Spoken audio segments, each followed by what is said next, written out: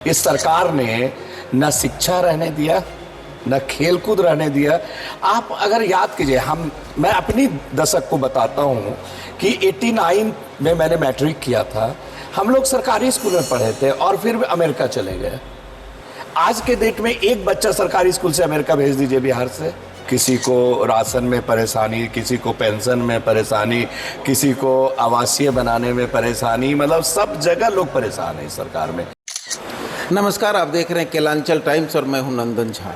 बिहार में विधानसभा की चुनाव की सरगर्मी तेज है और अभी से सभी पार्टी के संभावित प्रत्याशी जी तोड़ मेहनत अपने अपने क्षेत्र में कर रहे हैं। और आज हमारी जो खास मेहमान हैं हमारे साथ, सुल्तानगंज विधानसभा से कांग्रेस के संभावित प्रत्याशी, पूर्व में विधानसभा चुनाव लड़ चुके, तारापुर कहें या तारापुर से पूर्व में निर्दलीय चुनाव भी लड़े हैं और बिहार में कहें या उस क्षेत्र में एक ज़बरदस्त पकड़ रखने वाले व्यक्ति राजेश मिश्रा हमारे साथ। राजेश मिश्रा एनएसयूआई के काल से 1990 से कांग्रेस से लगातार जुड़े हुए हैं और कांग्रेस के प्रति अपनी निष्ठा और अपनी वफादारी को पेश कर इस बार सुल्तानगंज से ज़बरदस्त तैयारी में है।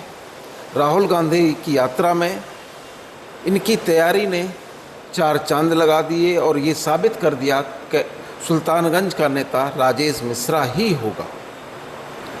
राजेश मिश्रा जी हमारे साथ हैं। कैसी तैयारी है सर? देखिए, हम लोग तो कांग्रेस पार्टी के, खड़गे जी के, सोनिया जी के, राहुल जी के सिपाही हैं। जो उनका आदेश होगा वो हम करेंगे।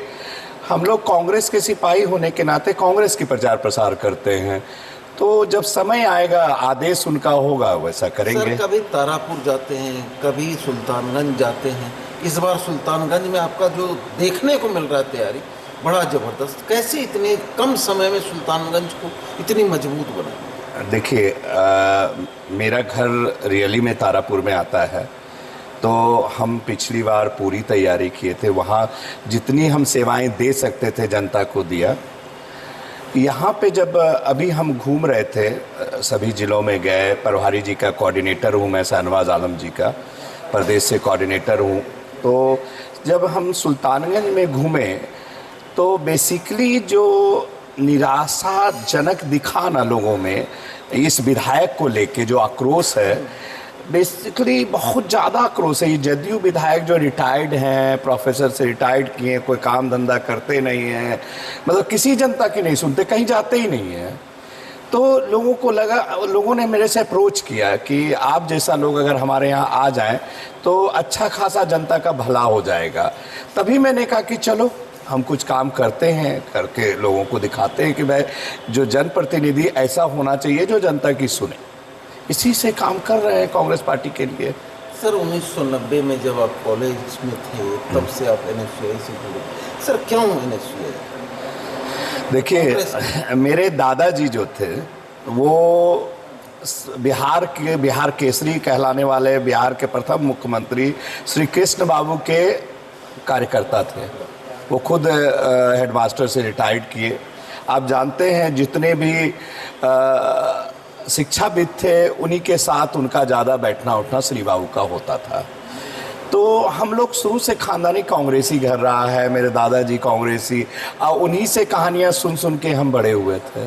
तो नेचुरली कांग्रेस के अलावा हमें कोई विकल्प दिखता नहीं है भारत में। भारत जो है ना, कांग्रेस पार्टी किसी ने नहीं बनाया, भारत के समाज ने कांग्रेस पार्टी को बनाया है। कोई कह नहीं सकता है कि किसी ने कांग्रेस को बनाया, समाज ने मिलके कांग्रेस बनाया। आज अगर देखिए, अगर कांग्रेस कमजोर पड़ी है तो समाज कमजोर है आपका। जब तक कांग्रेस था सौहार्द था, लोग एक दूसरे से बात करते थे। आज कोई एक दूसरे से बात ही नहीं कर रहा है, सब एक दूसरे को संदेह की दृष्टि से देख रहा है। पहले ये चीज़ नहीं होता था, हम लोग संवाद करते थे, एक दूसरे से बात करते थे, क्योंकि कांग्रेस कल्चर में बातचीत को महत्व रखा जाता है। कांग्रेस में सर किन किन पदों पर आप रहे? देखिए, एनएसयूआई में कॉलेज प्रेसिडेंट रहे, फिर उसके बाद हम अपनी पढ़ाई को लेके विदेश चले गए।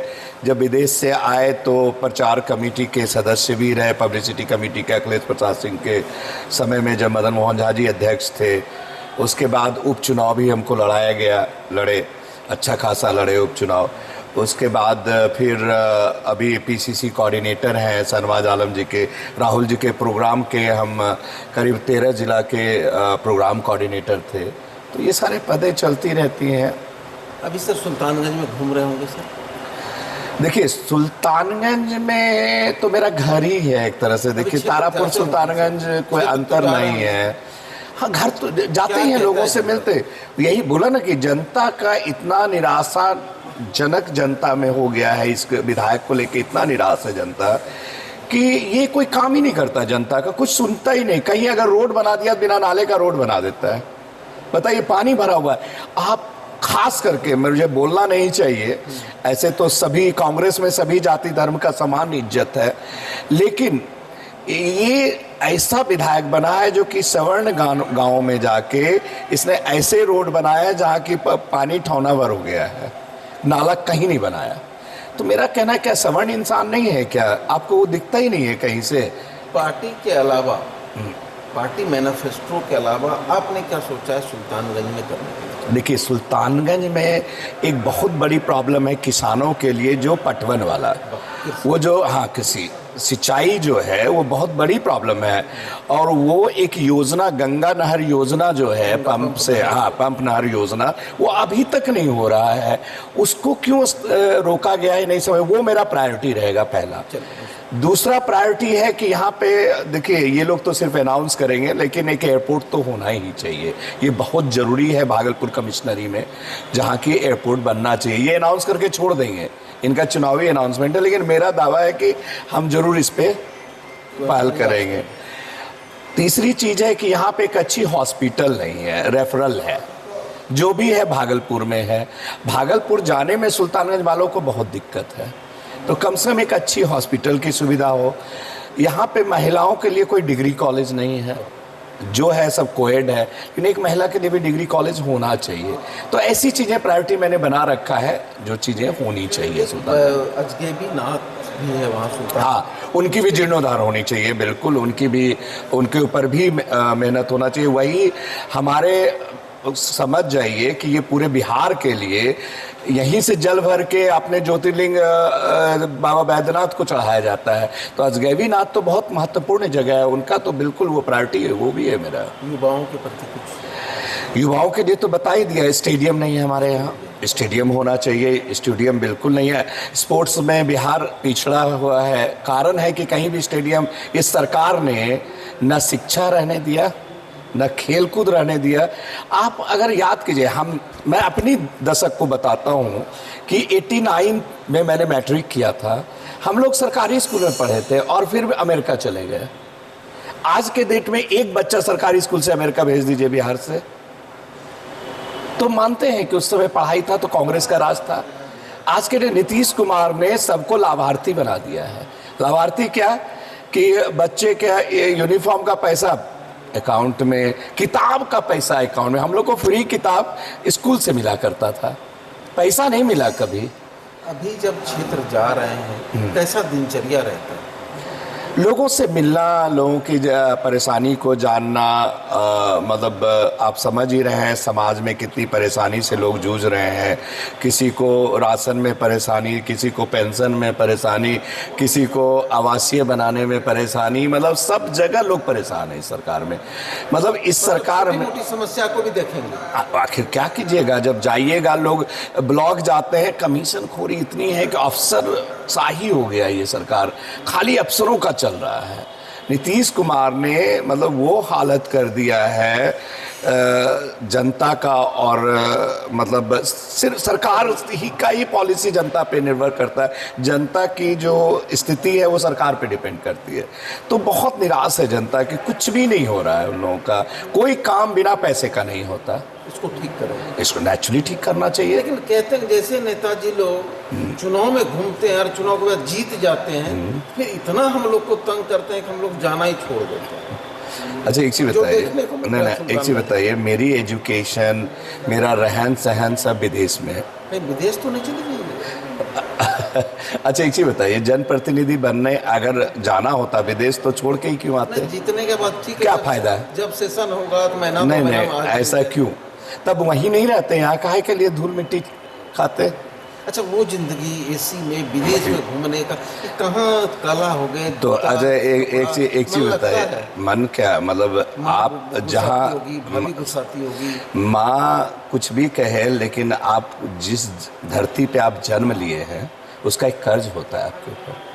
वो कर्ज होता है कि वहाँ आप अगर उस लायक बने हैं तो सोसाइटी को अच्छा, कुछ मन ना कुछ लगता है, वापस मन दीजिए। लगता है। हाँ, मन लगता है, पूरा मन लगता है मेरा मेरा। मन लगता था कि यहाँ ज़्यादा लगता है क्योंकि पले बड़े हम यहीं पे हैं। यहाँ मन लगा। हाँ, वो तो कहिए कि रोजी रोटी के लिए जाना पड़ा।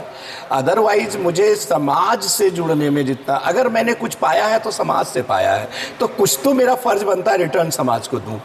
उसी पर्पज से मैं यहाँ क्या आया हूँ। कहेंगे सुल्तानगंज की जनता? सुल्तानगंज की जनता को यही कहूँगा कि परिवर्तन ही विकास है। परिवर्तन कीजिए। बहुत दिन से आप एनडीए की को देख रहे हैं, एक बार आप विश्वास कीजिए और कांग्रेस के साथ चलिए और कांग्रेस आपका भला करेगा। बिहार के प्रदेश के नेता हैं, घूम रहे हैं राहुल जी की यात्रा में, ये जो भीड़ देख के कैसा मन? आपने देखा ही है कि लोग कितने परेशान हैं आजकल। पहले सुना करते थे पटीदार लोग हिस्सा लेने के लिए किसी को मार देता था, डेथ सर्टिफिकेट बना के, ऐसा सुना करते थे। गोतिया लोग होते हैं पटीदार, जिसको गोतिया कहते हैं, ऐसा काम होता था, करते थे। आजकल तो चुनाव आयोग लोगों को मार दे रहा है। तो सोचिए क्या हालत है कि मतलब हंसी भी आती है, आनी नहीं चाहिए, लेकिन आप चुनाव आयोग हैं सर, आप कैसे किसी को मार सकते हैं? मतलब ये तो बहुत बड़ी विडंबना है। दूसरी बात, राहुल जी ने तो खुलेआम प्रेस कॉन्फ्रेंस किया है, क्यों नहीं उसको जवाब दे रहे हो पॉइंट टू पॉइंट? क्या हैप्पी डेविड, क्या मतलब ड्रामा है ये सब? सम्राट चौधरी ने बयान दिया है कि राहुल गांधी, प्रियंका गांधी यहाँ यात्रा कर रहे हैं, जिन्होंने देश को बर्बाद किया, जिनकी दादी ने देश को लूटा, वो यहाँ यात्रा कर क्या जनता को बताएं? उनके पिताजी भी थे हमारे पार्टी में, जरा उन्हीं से पूछ लें एक बार कि आप ऐसे पार्टी में क्यों ही गए थे जिस पार्टी ने देश को बर्बाद किया है। और वो कहते हैं कि उनके पिताजी रिटायर्ड हुए हैं कहीं से, गवर्नमेंट से, ऐसे कोई प्रमाण तो है नहीं, लेकिन वो उसी ज़माने में वो भी नौकरी किए होंगे कांग्रेस के राज में ही। सबसे बड़ी बात, उनके पिताजी खुद कांग्रेस में सर्व कर चुके हैं, कुछ तो वहाँ से भाई सैलरी ही लिए होंगे एज ए विधायक, उसी से तो पले बड़े हैं ये, कि नहीं पले बड़े होंगे? 5 ही साल किए कांग्रेस के राज में मतलब रहे विधायक, तो कम से कम 5 साल तो जरूर उस सैलरी से पले हैं। तो उनको तो इतना तो ज्ञान या शर्म होना चाहिए था कि भाई ऐसे पार्टी को क्यों बोल रहे जहाँ से मेरे पिताजी आए हैं। बिहार में क्या लगता है सर, परिवर्तन? श्योर, जनता मूड बना चुकी है, पूरा लहर है परिवर्तन का। इस बार इन लोगों को मतलब कहते हैं ना, वोट चोर गद्दी छोड़ वाला एकदम पूरा एकदम चलेगा, पूरा चलेगा। देखिए, राजेश मिश्रा का कहना कि इस बार बिहार में वोट चोर गद्दी छोड़ का नारा सक्सेस है और ये चल गया, और बिहार में परिवर्तन ही नहीं महापरिवर्तन होने वाला है।